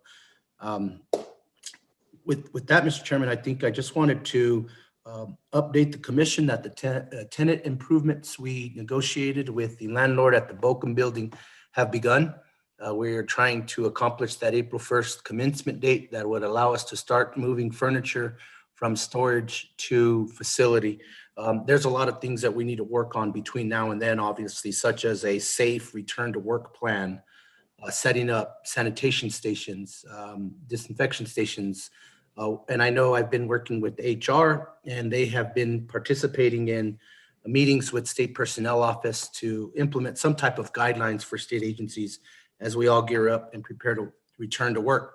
I know that the Public Education Department recently announced that all school districts are now permitted to return to school as early as April 5th. I know here in Rio Rancho, my daughter started school on Monday for half a day, 2 days a week, but on April 5th, they are expected to return for the full week. So it's good news. I think, getting our kids back in the classroom is a good thing. So I know parents are going to be ramping up on making adjustments to their schedules, and in a teleworking environment, hopefully we can all just work and be flexible, and that's our intent, to phase the return to work back in. I know several employees at the PRC haven't been able to travel or take time off, and so SPO recognized the increased balances that state employees were going to carry over above 240, And so there's a lot of us that are going to be trying to exhaust anything that we received above 240 between now and July is, I think, the deadline. There's a specific date in July. And with that being said, I do plan, hopefully, to take vacation the week of March 22nd. That's the week after the session adjourns. It'll be a good time for me to just take a break. But nonetheless, I will make sure and be available via email, cell phone, and I will also be hosting the open meeting that Wednesday, regardless of my location. So that's really all I had, Mr. Chairman, Commissioners, and I'll stand for questions. Commissioners, any questions? Mr. Chair? Yes, go ahead, Commissioner Maestas. Yeah, you know, we've been working together to kind of increase the amount of money in our contracts budget with the singular objective to obtain additional technical expertise to help us with the backlog of our rulemakings, pending cases, stale rulemakings, and extraordinary cases like the Avangrid P&M merger. And I just, you know, Jason and I, you talked about it, but I think it's worthy of mentioning kind of some developments that have occurred in the way of securing contract technical assistance. Can you just give us just a brief summary of that? Sure, absolutely. Thank you, Mr. Chairman, Commissioner Maestas, for that question. You know, I'm working with ASD still on that bar moratorium, but we will be prepared to submit that bar. Hats off to Annette Reynolds for getting that all prepared along with Jim and his team. And we'll be prepared to submit that as soon as the moratorium is lifted. In addition to that, we have worked with Utilities Division and secured a consultant to provide us with some professional services. And the scope of work is fairly broad. It doesn't necessarily specify language. It's definitely there to assist as needed. We decided to go this route because in discussing with the Utilities Division, the existing contract with Prime Group is pretty specific to the two rate cases. And so we didn't necessarily feel comfortable modifying their scope of work or dedicating the monies towards another subject. So therefore we have, or we're in the process anyway, of executing a contract with, and I think it's Integrated Solutions is the name of the company that the Utilities Division will be contracting with. We have also been in communication with Jonas from Commissioner Maestas' office about identifying a person or persons that can assist us with some critical rulemaking, whether it be, you know, services rendered and provided this fiscal year. Hopefully we can, because we do have available budget in the 300 category of P611 program. And so that's the two additional contracts than what we already have in place that has made some progress on. But I think in discussing with staff and Commissioner Maestas, I think we have a unique opportunity to take advantage of all of the commissioners' assistance and their expertise in law or in energy or the utility sector, and leverage that towards expediting rulemaking processes, if expediting is the correct term, but at least being able to have additional staff that would allow us to contribute towards taking the lead in moving these rulemakings forward. That we kind of see as an opportunity to have the commissioner's assistance. And I've spoke with several of the commissioners already. And actually the commissioners, I think, even approached me and quote unquote voluntold their assistance that they should help in taking the lead in a lot of these rulemaking processes. I think that's a great idea. You know, I guess it would be appropriate to probably defer to General Counsel to identify any potential conflict of interest, but I don't think one exists with rulemaking.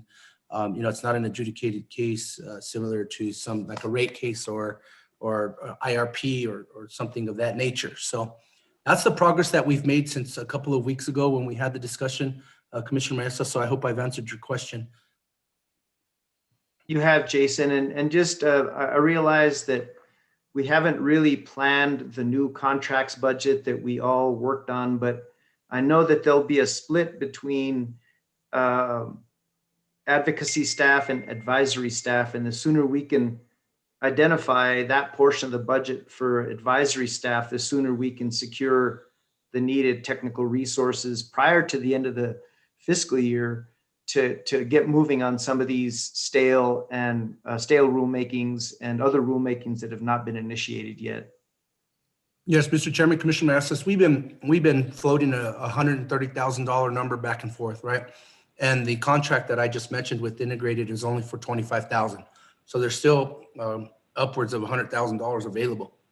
I haven't heard from staff the need to use any more of that this fiscal year. So I think we're comfortable saying, look, we have a pretty good, healthy budget for this fiscal year. Let's say $100,000 to get Mr. Blake, I think is the individual's name that we've been trying to get a proposal from to assist us with rulemaking. So that's where we are with numbers, generally speaking.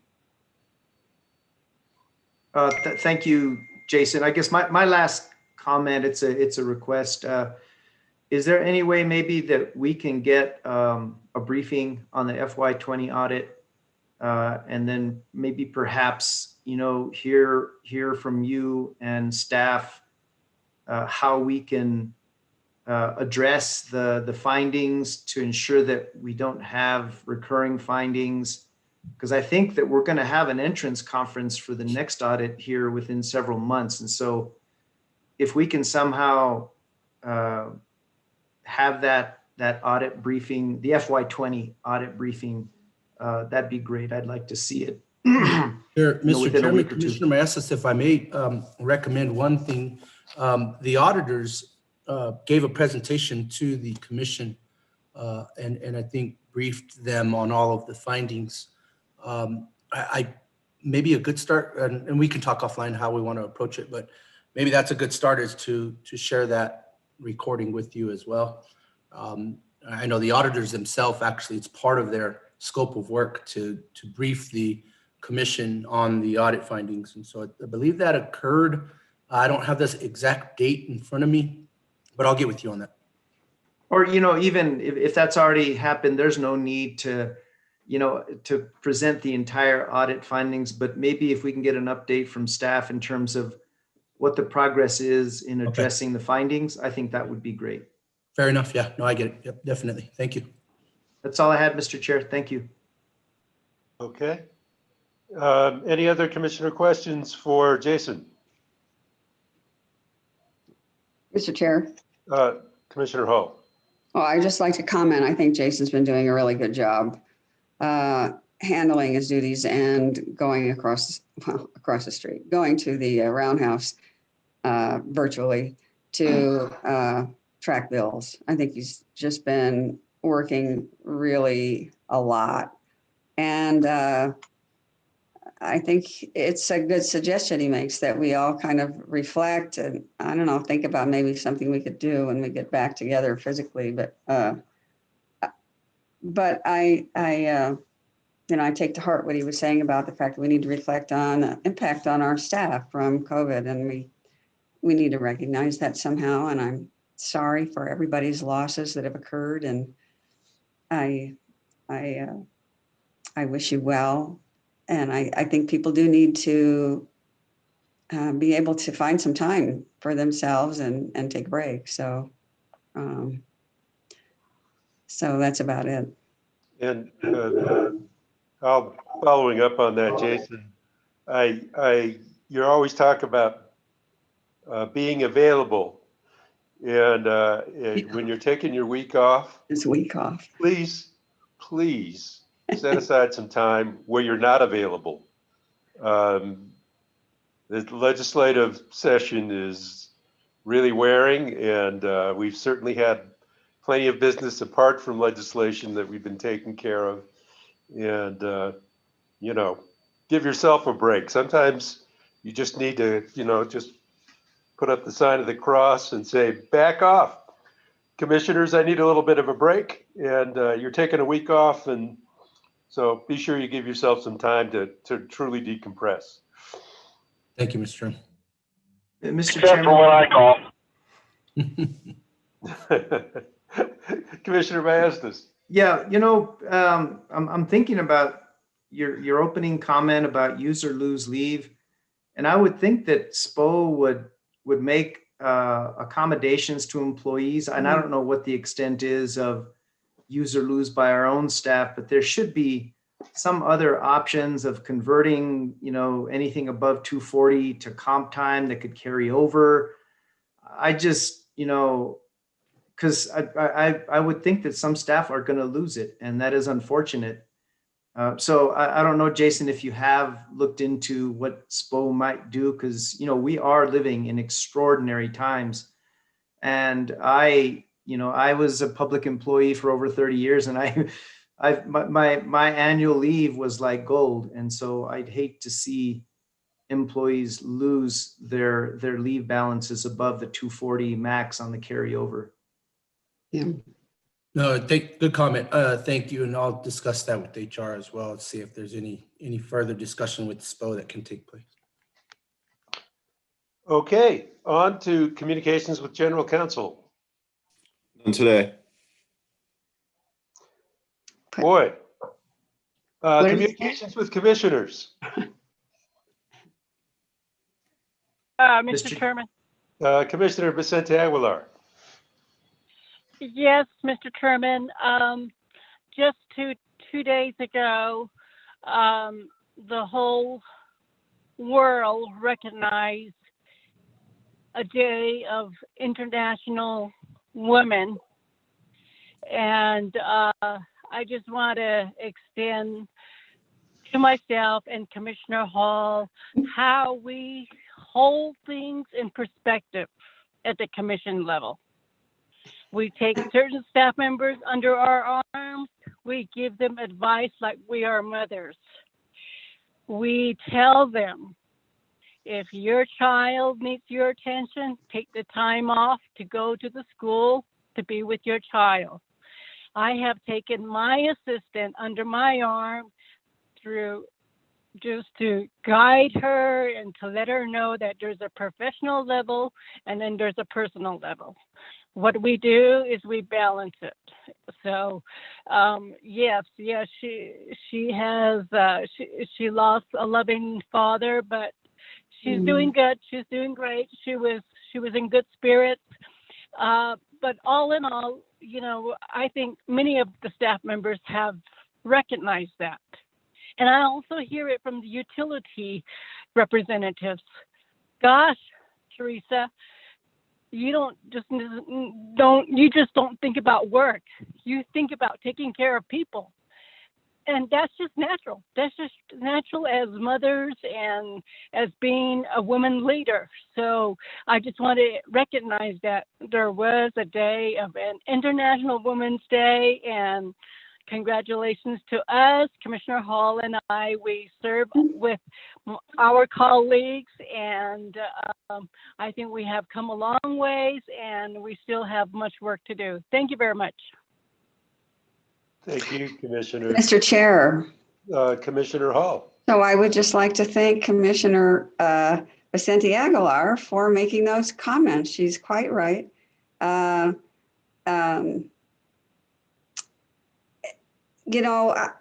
there's a lot of mentoring we all do, but that's definitely something I've discovered in getting externs from the law school, for example. They need guidance and so forth. And I enjoy that part of my job, and I hope all of us do.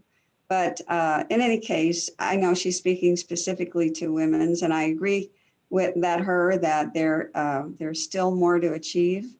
But I think in the job we have a tremendous opportunity to do good things for the community and for our state. And this is a job where I've found that achievement the limits are sky high because of the nature of our work. We have a huge, it's very demanding work, and I think women have risen to the occasion very well in this job. But thank you very much, Commissioner Vicente Aguilar, for your comments. You're welcome. Did you have a comment? She said, "You're welcome." Okay. Any other communications from commissioners? Mr. Chair? Yes, Commissioner Yeah, Masters. yes, sir. You know, in going through all the rules, and I had pointed out just as an example in our rules of procedure for receiving filings, the chief clerk is mentioned or his designee. And, you know, I just question whether we have a policy that formalizes that delegation of authority. But we as commissioners have a lot of authority, and our collective, you know, titles as commissioners is sprinkled throughout our rules and statutes. But yet there's a process that goes on in the form of some delegation of authority, like the selection of hearing examiners. And in every office that I've ever worked in the public sector, there has been a delegation of authority, whether it's a kind of a line of succession type authority that kicks in under extraordinary circumstances, or just a reoccurring or more of a permanent delegation of authority. And I think it's just me being, as Mike calls me, the newly arrived commissioner, but I really think it's important that we know that there is a formal delegation of authority in other instances through the rules and statutes. And maybe it does exist and I'm unaware of it, but I'd like to see a focus on that. And maybe this is an offline discussion I can have with OGC in terms of, you know, having this delegation of authority, because a lot is done in our name in statutes and rules. And I want to make sure that we can stand on a policy of folks that act on our behalf. You know, for example, hearing examiners, we know that in the final order, when a hearing examiner is assigned, that's our formal designation. But what happens in the actual selection of the hearing examiner before that person's assigned? Just an example. So it's just something that's on my mind. I think the policy should be there for all these instances where we're mentioned in statutes and rules. And I'll get with Mike on that offline. Just quick updates in terms of what Jonas and I are doing. We're working on a technical review protocol for consideration by the commission. And this was in response to Jason saying, what is the commission's expectations for staff's technical review of different actions, whether it's an IRP or a CCN. And so we're going to take a stab at this, but I certainly don't want to ask for something that cannot be provided. So I think this would be really beneficial in terms of what our expectations are. And I think this really, you know, the genesis of it was the discussion over reviewing, modeling inputs, assumptions, modeling results. So we hope to bring that to you, but we're going to work closely with Jason on this. I had a question from one of the co-ops. They found the burden of reporting on disconnections in our current utility disconnection order burdensome, and they're asking for some relief. And I think the only means we have to consider this is to potentially amend the order. But I don't know if any of my other colleagues have had any negative feedback, but I did have one comment, and I think it was on the disconnection data, because I think we're asking for reports on arrearages, and then we added the new reporting on the status of disconnections. And so it's only one co-op, one entity, but I don't know if that's a concern by others. But I guess if it continues to be an issue, you know, perhaps I can bring an amendment, you know, to the commission if I feel or we feel it's warranted. Other commissioners, before we leave that point, has anyone else received a complaint around the disconnection reporting burden? No. No, I have not. It's So interesting. Okay. anyway, just to let you know. Thank you for asking. the rest of the commission. That's all I had. I've got a MLK Junior Commission meeting on Friday, and that's my update. Thanks. Mr. Chair. Commissioner Hall. So I have an announcement I forgot to mention earlier, which is that in the course of our notice of inquiry on the interconnection rule that we're working on, we will be having another workshop coming up on the 25th of this month, starting at 9:30 and going till 1. And that'll be organizational. Now that we've given our introductory description of what we've done in a previous workshop, this one is going to be served more as an organizational to try to organize into groups, identify issues, discuss them, organize into groups, potential groups to start working on different issues that need to be worked through for purposes of finalizing, for purposes of creating the rule or amending the rule for interconnections and amending the manual. So I just wanted to announce that in case anybody knows, anyone who might be interested in attending. We are welcoming anybody who's interested in this topic and who may want to serve on a working group if they have particular issues associated with interconnections. And we anticipate working group activity to extend for a couple of months. And we'll describe the structure more in the course of the meeting. But anyhow, that's coming up on the 25th of March, starting at 9:30. And if you're interested, please contact my assistant, Colin Gillespie, or Arthur O'Donnell at the commission. And if you don't know who to contact my office. You'll get my assistant. So thanks very much. And we're also, in the other rulemaking we're working on the integrated resource plan, we're making good progress there too. Integrated resource plan and procurement combined issues. We're making very good progress on that too. I expect to come to the commission in the next couple of weeks on that. Terrific. Any other commissioner comments? Okay, with that, we've got legislation. Okay.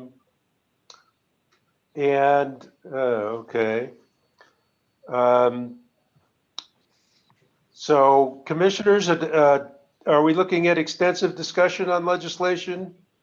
Or I don't think so. Or Jason? Mr. Chairman, if not, then I'll just charge right ahead without taking a break. Yeah, Mr. Chairman, commissioners, I'm going to be fairly brief. I always like to give the commissioners an opportunity to revisit anything. And so if you'd like, I think we could dive right into it and be done by noon, unless there's a specific bill that we need to revisit. Okay, so let's give that a shot. Go ahead, Jason. Let me just give a real quick introduction to what I'm currently projecting on the screen, and for those that can't see it. I've gone through and have highlighted the bills that have some momentum at the session. With only a week and a half left, everything in yellow has made its way from either the Senate to the House or the House to the Senate. Everything else seems to be kind of backing up in House Energy or Senate Judiciary. Last I checked, I think the Senate Judiciary had over 120 bills assigned to the committee. So basically get in line if you've been assigned to that committee. So that's where everything seems to be bottlenecking. But I also have summarized on this screen the commission's position. And so there's only two of them that I want to revisit, and based on discussions I've had with you, Mr. Chairman, in particularly is House Bill 206. That's the Utility Affordability and Relief Act. Previously, the commission had unanimously opposed that piece of legislation, but it has since been amended, and I think to a level where we no longer have a unanimous opposition. And so I'll pause there and see if there's any further discussion that needs to take place with that. But I think what I'm now hearing is we should probably even rescind the letter that was sent out on behalf of the commission, just notifying the sponsors and the legislatures that, the commission no longer has a position unless you all want to consider supporting the new bill. I'm not sure that's where we want to go, but anyway, that's just what I wanted to make sure. So our record reflects what our actual position. Right. Just to let the commission know, I had a conversation for probably about 90 minutes going through that bill in detail after the amendments. And at this point, I am not opposed. In fact, I support. They've done a lot to try and ease the burden on the PRC, at least in the short term. And boy, there's some really good long-term initiatives, for lack of a better word, that are encapsulated in that bill that I think are so positive that actually at this point I support. And Cynthia, I know you've done some looking at this as well. I don't know if you want to comment. Sure, Mr. Chairman, I'm glad to. Yeah, I got calls from several constituent groups Friday afternoon late, and they were wondering how on earth we could oppose that bill. And I explained to them, I got out our FIR and talked to them about it, but they said, oh no, this has changed. It's been amended. Your FIR is talking about the original version.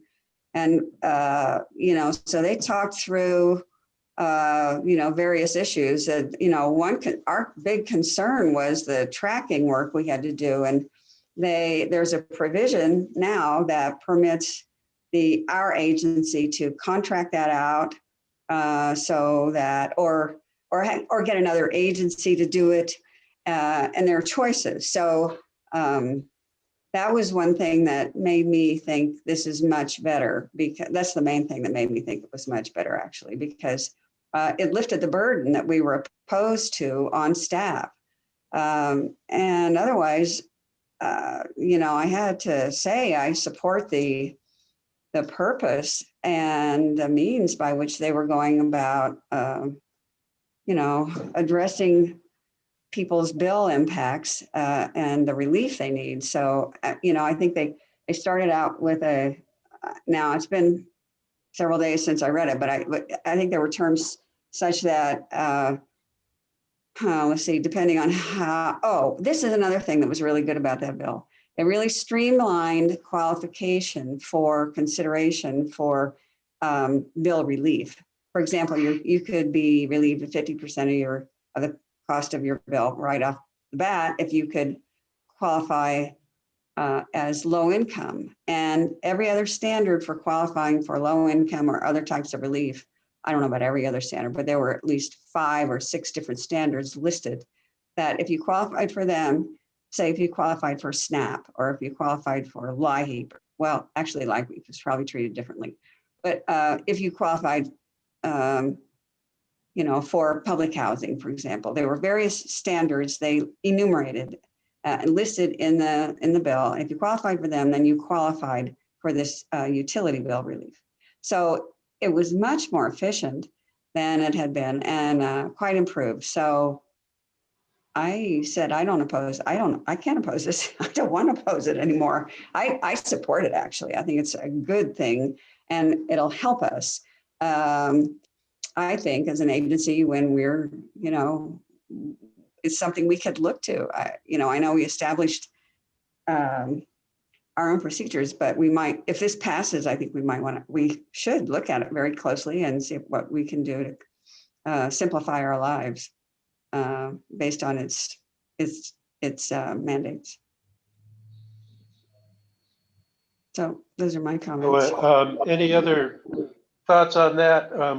I did send a note just to the sponsors saying that I do now support it. So there's, not unanimous commission opposition.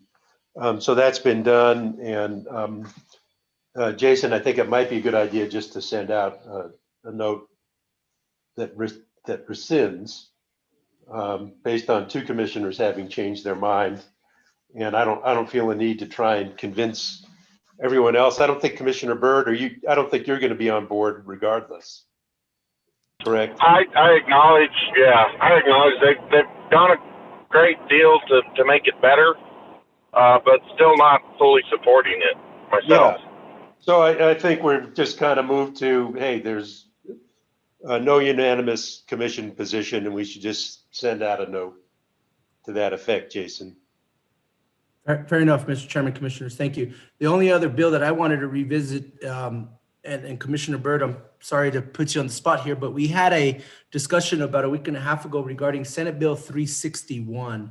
That is the Rural Telecom Fund for Broadband. And I believe you had to adjourn the commission meeting the day we discussed it for an appointment, and that is still pending unanimous opposition, depending on where Commissioner Byrd is on that piece of legislation. Right now, it's a 4-0 in opposition. But Commissioner Byrd, I'm not sure if now's the appropriate time, we can discuss it. I believe our staff are on the call as well to answer any questions you may have. I believe you to via chat text, and then Commissioner Maestas asked me about it last week. And unless I'm getting confused, I'm still on board with where you guys are. Okay, that's all I needed. I just wanted, Okay. I apologize if I misread any communication outside of the meeting. Okay, all right, thanks. Any other questions on the legislation, Commissioners? I'll defer to you at this point. I have nothing further.